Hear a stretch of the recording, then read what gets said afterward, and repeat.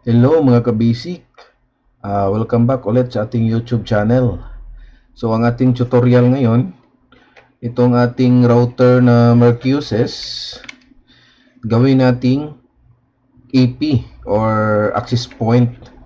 Meron tayong setup dito na Microtech Hex at ating Vendu. So working na to, yung Hex kasi wala siyang built-in na Wi-Fi. So ang gawin ko, configured natin to as access point. So, una, may power na siya. So, direct muna natin i-connect sa ating PC. So, dito sa LAN, connect mo siya dyan sa LAN.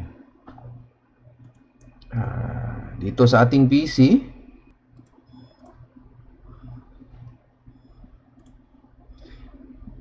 check natin sa ating network.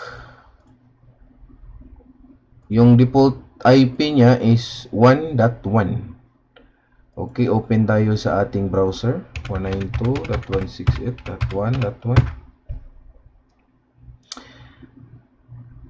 So, gawa ka muna ng password. So, depende na sa inyo kung anong password na ilalagay nyo dyan. Continue.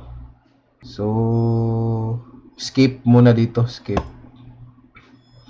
Tapos, dito, ito yung kanyang, para magawa natin siyang access point, dito tayo sa advanced. Dito sa wireless. Dito natin palitan ang kanyang SSID. So, dito ilagay ko Basic TV. So, wala siyang password. No password. Tapos, save. Then, dito tayo sa network. Tapos, sa LAN. Dito pala sa DHCP server. Okay na pala yan. Dito tayo sa DHCP server. I-off natin tong DHCP server. So, off. Naka-off na siya. Tapos, save. Yun lang. Yun lang kung paano gawing access point si Mercusis. Ito yung model niya. So, ito close na natin. Close. Tapos, dito, tanggalin na natin sa ating PC. Then, direct na natin sa ating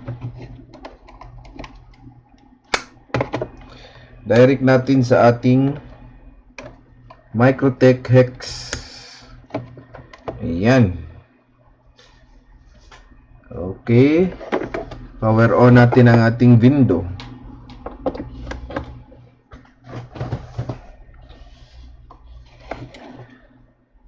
So, dito ko siya nilagay sa Ethernet 5 sa aking Microtech kasi naka-hotspot bridge naman yan, si 3 at 4 at 5.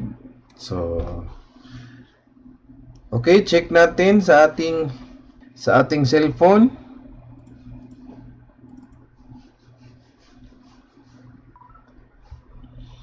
Yan. Dito. Nandito na ang ating ginawang AP, Basic TV. Connect tayo.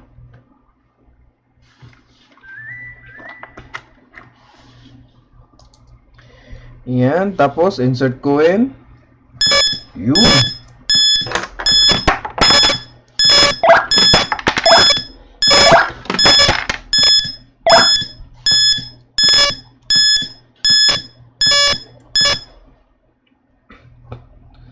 So, gumana na ang ating Mercusis. Ginawa na natin siyang access point. So, yun lang mga kabisik. Ang purpose lang natin dito is kung paano pwede siya gawing access point. Pero sa deployment, hindi ko to recommended mga kabisik. So, yung mga magagandang EP ang dapat nating So, dito sa tutorial, Pinapakita ko lang na itong Mercusis na model na ganito, pwede siya gawing AP.